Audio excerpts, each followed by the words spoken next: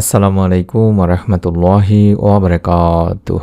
1 minute মাদ্রাসা YouTube চ্যানেলে সম্মানিত দিনী ভাই বোনেরা, আশা করি আল্লাহ তাআলার অশেষ রহমতে আপনারা ভালো আছেন, সুস্থ আছেন। আলহামদুলিল্লাহ। আজ হচ্ছে 14 জিলহজ।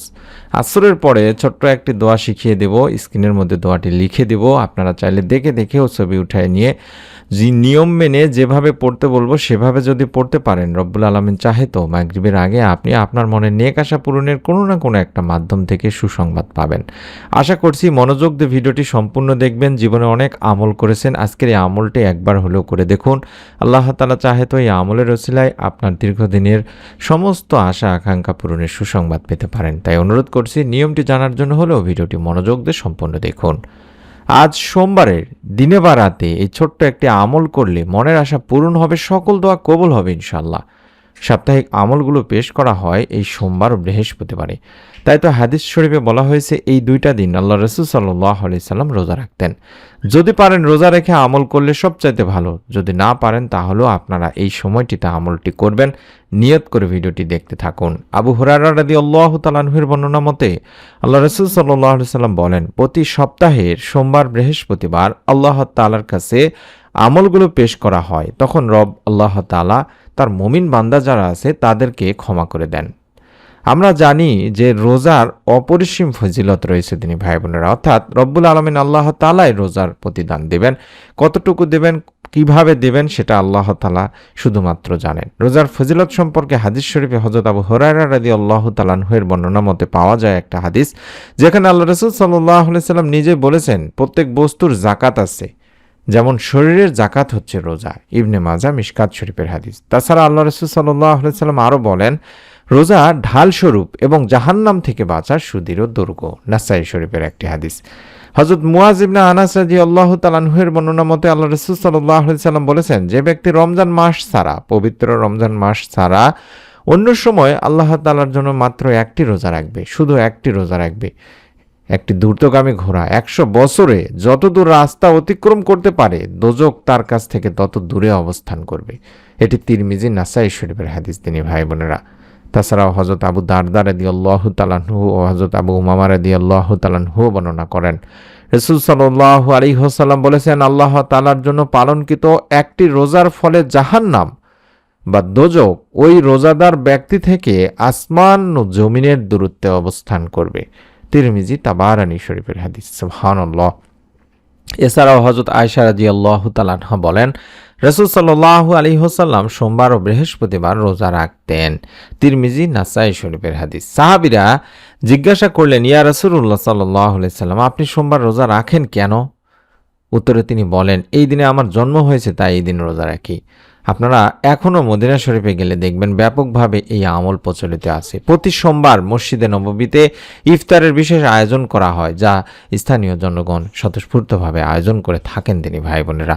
রাসূল সাল্লাল্লাহু আলাইহি ওয়াসাল্লাম বলেছেন, কিয়ামতের দিন আমার সঙ্গী হওয়ার সবচেয়ে অধিক উপযুক্ত ওই ব্যক্তি হবে যে আমার প্রতি সবচেয়ে বেশি দরুদ পাঠ করে। তিরমিজি শরীফের একটি হাদিস। সুবহানাল্লাহ, সুবহানাল্লাহ।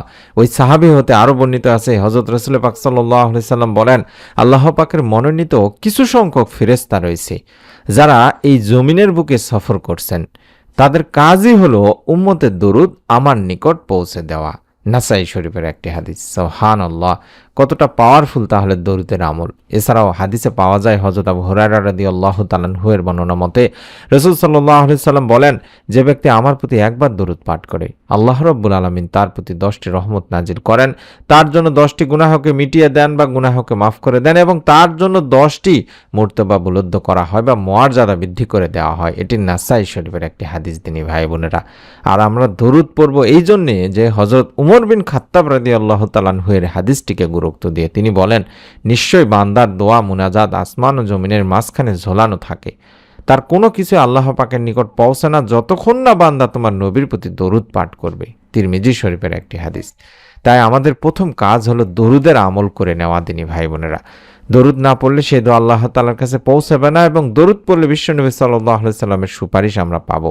তাই প্রথমেই যখনই আমলটি করব তখনই আল্লাহুম্মা সাল্লি আলা মুহাম্মাদি ওয়া আলা আলি মুহাম্মাদ এই এতটুকু দরুদও পড়তে পারেন। শুধুমাত্র আল্লাহুম্মা সাল্লি আলা মুহাম্মাদি ওয়া আলা আলি মুহাম্মাদ এভাবে এই দরুদটি পড়ে নিতে পারেন। আর আমলটি করতে হবে আসর থেকে শুরু করে মাগরিব পর্যন্ত বা সূর্য ডোবার আগ পর্যন্ত, কারণ এই সময়ে দোয়া আল্লাহ তাআলা বেশি বেশি কবুল করে থাকেন। আবু হুরায়রা রাদিয়াল্লাহু তাআলা আনহুর বর্ণনা মতে হাদিসে আছে, আল্লাহ রাসূল সাল্লাল্লাহু আলাইহি সাল্লাম বলেছেন, ফেরেশতারা পালাবদল করে তোমাদের মাঝে এসে থাকেন, একদল আসেন দিনে, একদল আসেন রাতে। এই আসর ও ফজরের সালাতে উভয় দল একত্র হয়, অতঃপর তোমাদের রাত যাপনকারী যে দল, সেই দলটি উঠে যায়। তখন রব্বুল আলামিন আল্লাহ তাআলা তাদের জিজ্ঞাসা করেন, আমার বান্দাদের কোন অবস্থায় রেখে এলে? অবশ্য তিনি নিজে এই বিষয়ে সবচেয়ে বেশি জানেন। উত্তরে তারা বলে, আমরা আপনার বান্দাদের সালাতে রেখে এসেছি, আর যখন আমরা গিয়েছিলাম তখনও তারা সালাত আদায়রত অবস্থায় ছিল। এটি বুখারী শরীফের সহিহ হাদিস দিনী ভাই বোনেরা। তাই তো আবু হুরায়রা রাদিয়াল্লাহু তাআলা আনহু-এর বর্ণনা মতে হাদিস থেকে পাওয়া যায়, আল্লাহ রাসূল সাল্লাল্লাহু আলাইহি সাল্লাম আরও বলেছেন, তোমাদের কেউ যদি সূর্যাস্তের আগে আসরের নামাজের এক সিজদা পায় তাহলে সে যেন সালাত পূর্ণ করে নেয়, আর যদি সূর্যোদয়ের আগেও ফজরের সালাতের একটা সিজদাও পায় তাহলে সে যেন সালাত পূর্ণ করে নেয়। এটি বুখারী শরীফের সহিহ হাদিস। আর আমরা এই সময়টিকে কাজে লাগাবো, যেই সময়টিতে ফেরেশতারা বান্দার বিষয়ে, বান্দার আমল বিষয়ে আল্লাহ তাআলার কাছে সাক্ষ্য দেন। আমরা এই সময় দোয়া করব মনের নেক আশা পূরণের জন্য। একটি ছোট্ট দোয়া, মনের আশা পূরণ করতে কত আমলই না করে থাকে মানুষ। এসব আমলের মধ্যে ইসমে আজমও একটি। কেউ যদি ইসমে আজমের আমল করেন তবে তার মনের আশা পূরণ হয়ে যায়। সুবহানাল্লাহ। নবীজি সাল্লাল্লাহু আলাইহি সাল্লাম ইসমে আজম কোনটি আর যার আমল করলেই মনের আশা পূরণ হবে, একান্ত আশা আকাঙ্ক্ষাগুলো পূরণ হবে, সেটিও বলে দিয়েছেন। নিজের মনের একান্ত চাওয়া পাওয়াগুলো কবুলের জন্য গুরুত্বপূর্ণ উপায় হলো এই ইসমে আজম তিনি ভাই বোনেরা, বা এই আমল। এই ইসমে আজম মূলত মহান আল্লাহ তাআলার পবিত্র নাম, যা হাদিসের বর্ণনা থেকে জানা যায়। নবীজি সাল্লাল্লাহু আলাইহি ওয়াসাল্লাম ইসমে আজম সম্পর্কে কিছু বিশেষ বাক্যের দিক নির্দেশনা দিয়েছে, আর তা হলো হযরত আব্দুল্লাহ ইবনে রুবাইদা আল আসলামী রাদিয়াল্লাহু তাআলা আনহু তার বাবা থেকে বর্ণনা করেছেন। নবীজি সাল্লাল্লাহু আলাইহি ওয়াসাল্লাম এক ব্যক্তিকে তার দোয়া এভাবে বলতে শোনেন, অর্থাৎ এই মুহূর্তে স্ক্রিনের মধ্যে যে দোয়াটির আরবি বাংলা দুটি উচ্চারণে দেখাচ্ছি, এটি হলো সেই দোয়া। এই দোয়াটি আপনাকে পড়তে হবে, কষ্ট করে হলেও নিয়ম মেনে যেভাবে বলবো সেভাবে দিনী ভাই বোনেরা। আল্লাহুম্মা ইন্নী আসআলুকা বিআন্নী আশহাদু আন্নাকা আনতাল্লাহ লা ইলাহা ইল্লা আনতাল আহাদুস সামাদুল্লাযী লাম ইয়ালিদ ওয়া লাম ইউলাদ ওয়া লাম ইয়াকুল লাহু কুফুয়ান আহাদ। এভাবে আপনাকে অন্তত 3 বার পড়তে হবে, আগে 11 বার দরুদ শরীফ পড়ে নিয়ে। আশা করছি বুঝতে পেরেছেন। 11 বার দরুদ পড়ে নিয়ে এই দোয়াটি আপনাকে 3 বার পড়তে হবে কম করে হলেও। আমি আবারও বলছি, আল্লাহুম্মা ইন্নী আসআলুকা বিআন্নী আশহাদু আন্নাকা আনতাল্লাহ লা ইলাহা ইল্লা আনতাল আহাদুস সামাদুল্লাযী লাম ইয়ালিদ ওয়া লাম ইউলাদ ওয়া লাম ইয়াকুল লাহু কুফুয়ান আহাদ। এভাবে এই দোয়াটি 3 বার পড়ে দুখানা হাত তুলে আল্লাহ তাআলার কাছে দোয়া করবেন।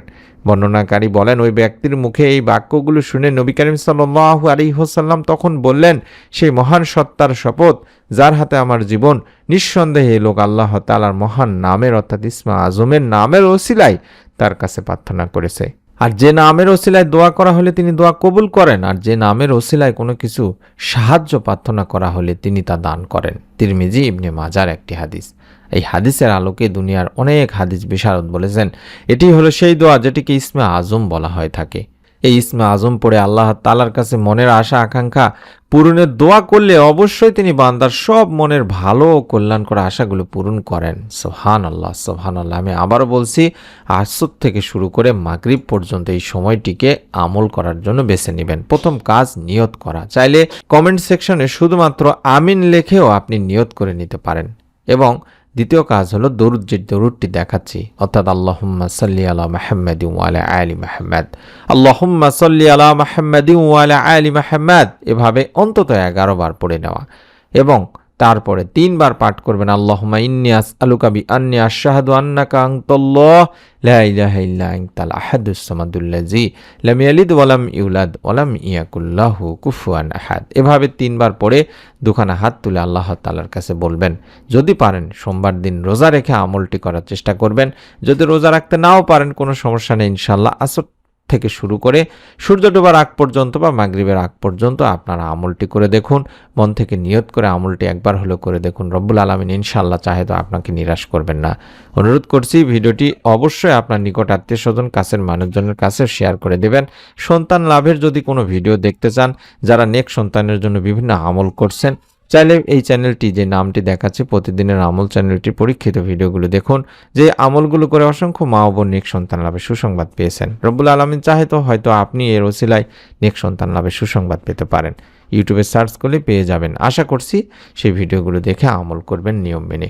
এবং এই চ্যানেলের অত্যন্ত গুরুত্বপূর্ণ ভিডিওগুলো পাওয়ার জন্য, মিস না করার জন্য আমি যেভাবে সাবস্ক্রাইব করা দেখাচ্ছি এই বাটনটিতে একবার চাপ দিয়ে রেখে দিন। ভিডিওটির নিচে বাটনটি পেয়ে যাবেন ইনশাআল্লাহ। একবার চাপ দিয়ে রাখলে আমাদের নতুন আমলের ভিডিওগুলো এরপর থেকে আপনাকে খুঁজতে হবে না, এমনিতেই আপনি দেখতে পাবেন মোবাইল খুললেই। সকলে ভালো থাকুন, সুস্থ থাকুন। আমরা দোয়া করি রব্বুল আলামিন যেন আপনাদের সকলকে এই আমলের ওসিলায় আপনাদের মনের নেক আশাগুলো পূরণের সুসংবাদ দেন। আমিন। আসসালামু আলাইকুম ওয়া রাহমাতুল্লাহি ওয়া বারাকাতুহু।